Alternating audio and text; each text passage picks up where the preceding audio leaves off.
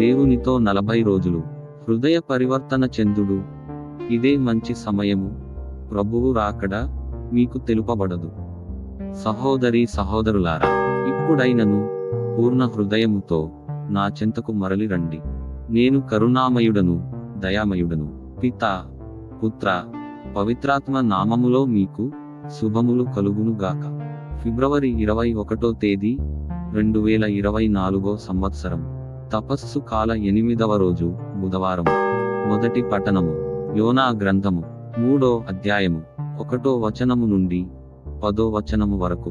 ప్రభువు వాణి రెండవ మారు యోనాకు ప్రత్యక్షమై, నీవు ఆ పెద్ద నగరమైన నీనెవేకు వెళ్ళి నేను నీతో చెప్పిన సందేశమును ఆ నగర ప్రజలకు బోధింపుము అని చెప్పెను. యోనా ప్రభువు ఆజ్ఞ శిరసావహించి నీనెవెకు వెళ్ళెను. ఆ పట్టణము చాలా పెద్దది, దానిని దాటిపోవుటకు 3 నాళ్లు పట్టును. అతడు నగరమున ప్రవేశించి ఒక్కరోజు ప్రయాణము చేసి 40 దినములు ముగియగానే నీనెవె నాశనమగును అని ప్రకటించెను. నీనెవె పౌరులు దేవుని మాట నమ్మిరి. వారు ప్రజలెల్లరూ ఉపవాసము చేయవలెనని ప్రకటించిరి. అధికుల నుండి అల్పుల వరకు అందరును గోనె ధరించిరి. ఆ వార్త విని నీనెవే రాజు సింహాసనము దిగి తన ఉడుపులు తొలగించి గోనె తాల్చి బూడిదపై కూర్చుండెను. అతడు నీనెవే నగరమందంతటా ఇట్లు చాటించెను, ఇది రాజు అతని అధికారులు జారీ చేసిన ఆజ్ఞ.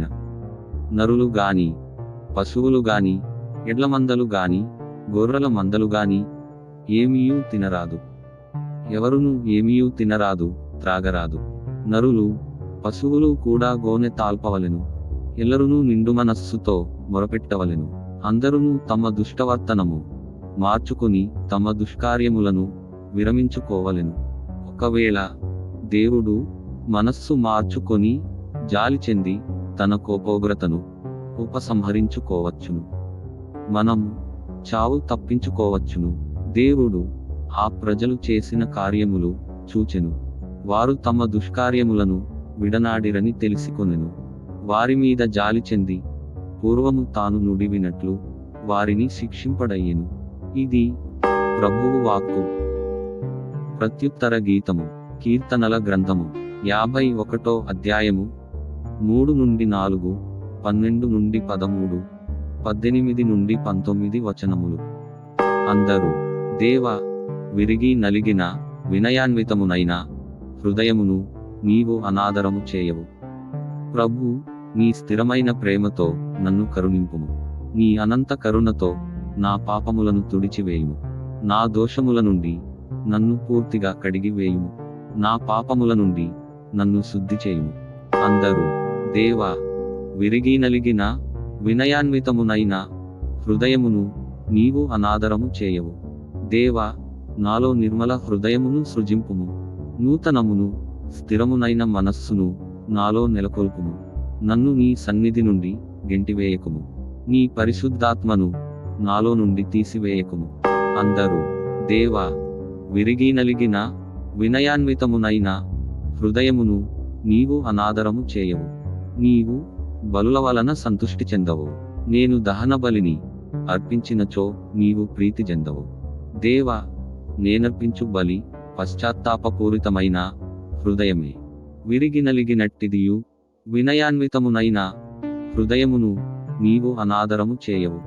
అందరూ దేవా, విరిగి నలిగిన వినయాన్వితమునైన హృదయమును నీవు అనాదరము చేయవు. సువిశేష పఠనము. అపోస్తలుడైన పునీత లూకాగారు వ్రాసిన పవిత్ర సువిశేషములోని భాగము. ప్రభువా, మీకు మహిమ కలుగును గాక. 11వ అధ్యాయము 29వ వచనము నుండి 32వ వచనము వరకు. ప్రజలు అనేకులు అచ్చట చేరగా యేసు ఇట్లు చెప్పనారంభించెను, ఈ తరము దుష్టమైనది. ఇది ఒక గురుతును కోరుచున్నది, కాని యోనా సూచన కంటే వేరొకటి అనుగ్రహింపబడదు. ఏలైనా నీనెవే వాసులకు యోనా సూచన అయినట్లే ఈ తరమునకు మనుష్యకుమారుడును ఒక సూచన అగును. తీర్పు దినమున దక్షిణ దేశపు రాణి వీరి ఎదుట నిలిచి వీరిని ఖండించును. ఏలయనగా ఆమె సొలొమోను విజ్ఞాన వాక్కులు వినుటకై దిగంతముల నుండి వచ్చెను. ఇదిగో, ఆ సొలొమోను కంటే అధికుడు ఇచ్చట ఉన్నాడు. నీనెవే పౌరులు యోనా ప్రవక్త ప్రవచనములను ఆలకించి హృదయ పరివర్తనము చెందిరి. కనుక తీర్పు దినమున వారు వీరి ఎదుట నిలిచి వీరిని ఖండింతురు. ఇదిగో, యోనా కంటే గొప్పవాడు ఒకడు ఇచ్చట ఉన్నాడు. ఇది క్రీస్తు సువిశేషము. క్రీస్తువా, మీకు స్తుతి కలుగునుగాక. సువిశేష పఠనము ద్వారా మన పాపములు క్షమింపబడునుగాక. ఆమేన్. ప్రార్థించుదము. మాకు ఏమి కావలయునో అడుగక మునుపే మీకు తెలుసు ప్రభు, మిమ్ము మా పూర్ణ హృదయంతోనూ నిండు మనస్సుతోనూ ప్రేమించుటకును మహిమ పరచుటకును ఎప్పుడూ మిమ్ము మరువకుండుటకును అవసరమైన భక్తిని శక్తిని మాకు దయచేయండి. పరలోకమందున్న మా తండ్రి, నీ నామము పవిత్రపరచబడునుగాక. నీ రాజ్యము వచ్చునుగాక. నీ చిత్తము పరలోకమందు నెరవేరునట్లు భూలోకమందును నెరవేరునుగాక. నేటికి కావలసిన మా అనుదిన ఆహారమును మాకు దయచేయుము. మా యొద్ద అప్పుపడిన వారిని మేము క్షమించినట్లు మా అప్పులను మీరు క్షమించుము. మమ్ము శోధనలో చిక్కుకోనీయక కీడుల నుండి రక్షించుము. పరులు చేసిన దోషములను మేము క్షమించినట్లే తండ్రి, మీరు మా దోషములను క్షమించుము. మీ దివ్యనామము ఎడల ఎల్లప్పుడూ భయభక్తులు కలిగి జీవించునట్లు ప్రసాదించుము. మీరు ప్రసాదించిన ఈ అమూల్యమైన జీవితమును వృధా చేయకుండా మీ యందు సఫలము పొంది జీవించుటకు సహాయము చేయండి. సదాకాలము జీవించుచు పరిపాలించెడు వారా. ఆమేన్. ప్రియ సహోదరి సహోదరులారా, ఈ అనుదిన దైవ వాక్కు ద్వారా అభిషేకించబడి మననాథుడైన క్రీస్తులో జీవించు యోగ్యతను పునరుద్ధరించుకొనుడు.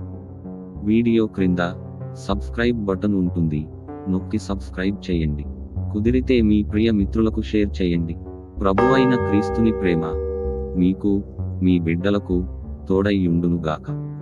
పితా, పుత్ర, పవిత్రాత్మ నామమున. ఆమేన్.